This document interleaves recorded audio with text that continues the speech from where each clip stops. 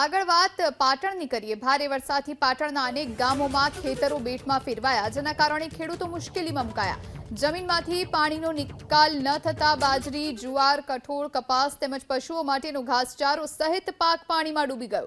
ખેડૂતોએ વીઘા દીઠ 15 થી 20 હજારથી વધુનો ખર્ચ કર્યો, પરંતુ સારા ઉત્પાદનની આશા પર પાણી ફરી વળ્યું છે, જેના સૌથી વધુ પશુઓ માટેનો ઘાસચારો તેમજ કપાસનો પાક તૈયાર થવાની આરે હતો, તે તમામ પાક મૂળમાંથી જ ધોવાઈ ગયો।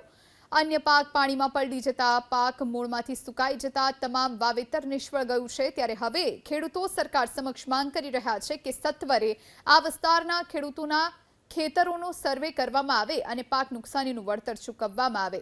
પાટણ તાલુકામાં બાજરી, અડદ, દિવેલા, કપાસ, શાકભાજી, મગફળી સહિત કુલ 26,887 હેક્ટરમાં ખેડૂતોએ વાવેતર કર્યું છે। પાટણ જિલ્લાના અંદર છેલ્લા 5 દિવસથી જે રીતના અવિરત વરસાદ વરસ્યો છે, વરસાદ વરસતાની સાથે તારાજીના દ્રશ્યો સામે આવે છે। આપને હું દ્રશ્યો બતાવવા માંગીશ। આ પાટણ તાલુકાના ખેતરોના દ્રશ્યો છે। તમે જોઈ શકો છો કે જે કપાસનું વાવેતર કર્યું હતું તે તમામ કપાસના વાવેતરના અંદર ઢીચણસમાં પાણી ભરાઈ ગયા છે। એટલે જે રીતે વરસાદ વરસી રહ્યો હતો અને વરસાદ વરસતાની સાથે ખેડૂતો દ્વારા જે મોંઘા ભાવના બિયારણનો ખર્ચ કરીને જે કપાસનું વાવેતર કર્યું હતું, હાલ તમામ કપાસનું વાવેતર છે નિષ્ફળ ગયું છે। કહી શકાય કે જે રીતના હાલ તો જે કપાસનો પાક તૈયાર થઈ ગયો હતો, એના ફૂલ નીકળી આવ્યા હતા, પરંતુ જે રીતના ખેતરના અંદર પાણી ભરાઈ ગયું છે, પાણી ભરાવાના કારણે તેને તમામ પાક છે તે હાલ તો બળી ગયો છે। એટલે ખેડૂતો દ્વારા જે પ્રમાણે ખર્ચા મોંઘા બિયારણના કર્યા તે તમામ ખર્ચા તે હાલ તો નિષ્ફળ ગયા છે।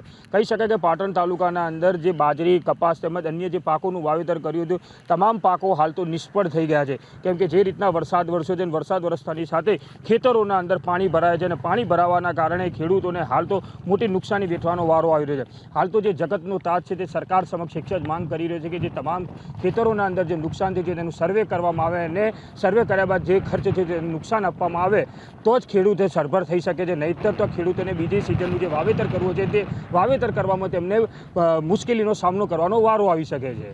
એજાજ મંસૂરી, એબીપી અસ્મિતા, પાટણ। આપણે 9 વીઘામાં વાવેતર કરેલું છે સાહેબ। કપાસનો બાજરો વાવેલો છે, એમાં છેલ્લા અઠવાડિયાથી વરસાદ એક જ ધારો પડી રહ્યો છે, એના કારણે ખેતરમાં પાણી ઢીંચાણમાં ભરાઈ ગયેલા છે, એના કારણે બધો પાકનું નુકસાન છે।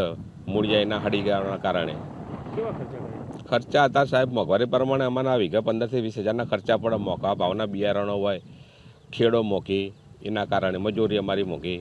વરસાદથી કપા ફેલજો, બળી ગયો અને બધું ફેલજ્યું અને શેડ, બીજવારો, ખાતર બધું અમારું ફેલજ્યું।